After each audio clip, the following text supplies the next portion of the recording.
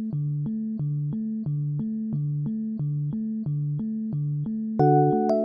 students.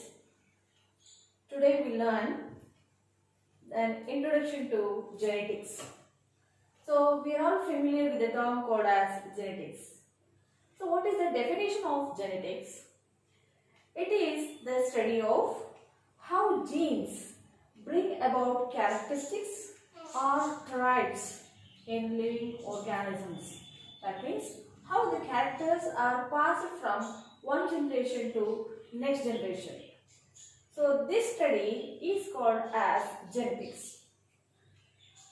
We are all familiar with the name of a famous person called as Johann Gregor Mendel, who was an Austrian monk who worked in his garden on a plant called as Pisum sativum. The botanical name is Pisum sativum, which is commonly called as garden pea. Students, in order to understand and learn well the genetics, we come across frequently various terms like chromosome, genes, genotype, phenotype, alleles, factors, genome, dominant, recessive, homozygous, heterozygous, parental generation, filial generation, etc. So, we'll discuss what each of these terms stand for, and also we'll learn how Johann Gregor Mendel worked on Pisum sativum.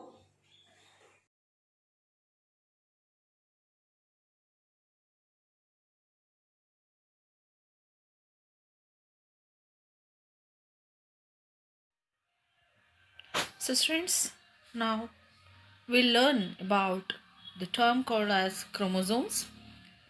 So, the chromosomes are the thread like structures of nucleic acids and protein found in the nucleus of most living organisms, carrying genetic information in the form of genes. So, students, you have to remember that the chromosomes are composed of the nucleic acids and the proteins. So on the right side, you can see the structure of the chromosome. The chromosome, the one we have shown looking here is a metaphasic chromosome. So which contains centromere, which is a constricted point where the two chromatids are held together. So the chromosome is it consists of the two arms. So the one that is a shorter arm is called as P arm and the long arm is called as Q arm. Next, coming to the next term called as gene. Gene is a unit of heredity which is transferred from a parent to offspring and is held to determine some characteristic of the offspring. For example, the skin color of an individual is determined by various genes. Likewise, for example, the plant height, as in case of Pisum sativum, on which Mendel worked, it is decided by the gene pair, one responsible for the tallness and the other responsible for the dwarf character. So you can see that the genes here are arranged on the chromosome in a linear fashion. Next term is genotype. The genotype, it is the genetic constitution of an individual organism. So, for example, it can be either homozygous or heterozygous. These will come across these terms in the later part of the either this session or the next video. Phenotype. It is the set of observable characteristics of an individual resulting from the interaction of its genotype with the environment.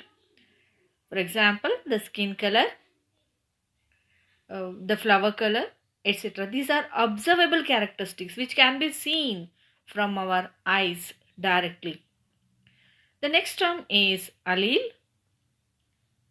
each of two or more alternative forms of a gene that rise by mutation and are found at the same place on a chromosome. So these pairs of alleles actually they constitute a gene. For example, the allele for the tallness or the allele for the dwarfness. These decide the height of the individual or a plant or maybe an animal. The next term is factors. Mendel at his time theorized that genes can be made up of three possible pairings of heredity units, which he called as factors. For example, I have shown here the capital AA, then capital A small a and small aa. These letters represent the genotype of the individual. The capital AA says that the individual is dominant, and capital A small a refers to the pair of the alleles for a particular character in which contain one dominant allele and a recessive allele, and a small aa refers to the homozygous recessive condition.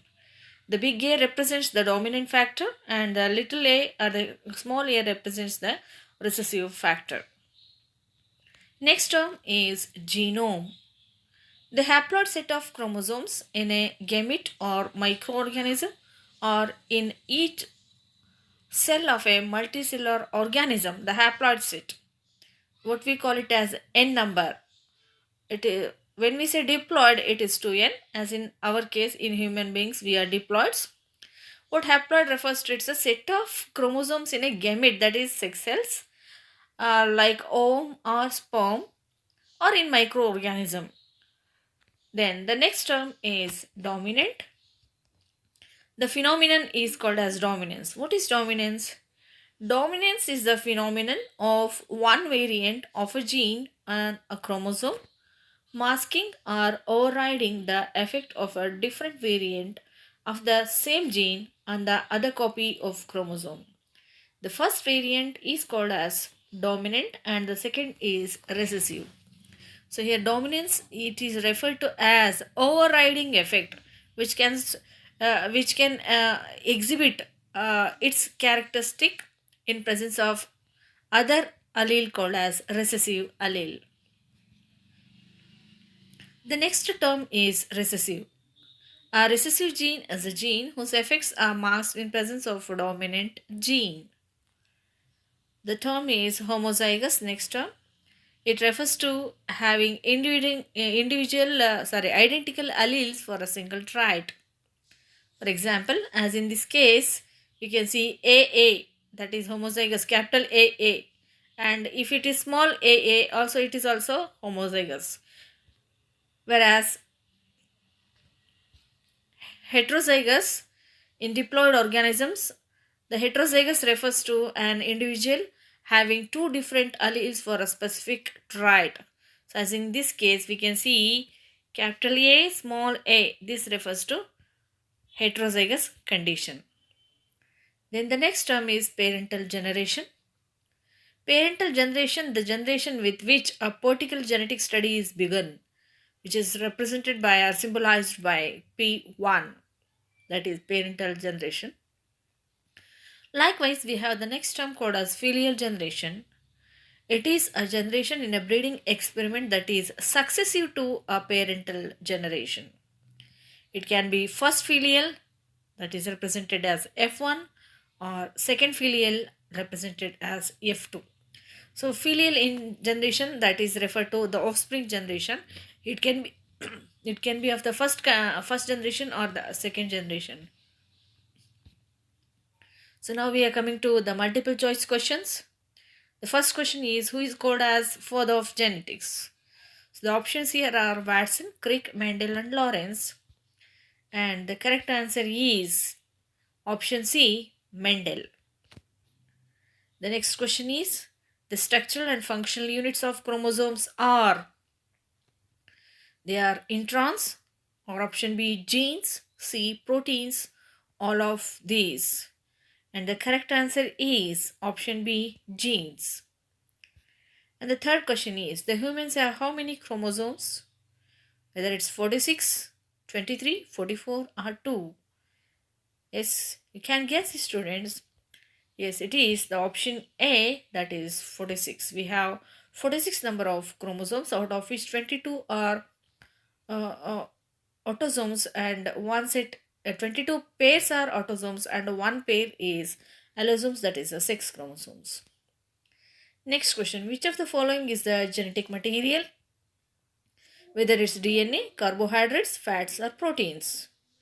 So we know that the in most of the organisms, DNA is the genetic material. Anyways, it's not carbohydrates, fats, or the proteins. The last question is, which organism is called as Cinderella of genetics? Already the correct option is given below. It is Drosophila melanogaster, which is hugely used for the study purpose, that is for the genetics. In my next session, in the upcoming video, we'll discuss about the term called as chromosome in detail. What are chromosomes? How do they appear? What are their structures and etc. Such will be discussed in my next video. Thank you.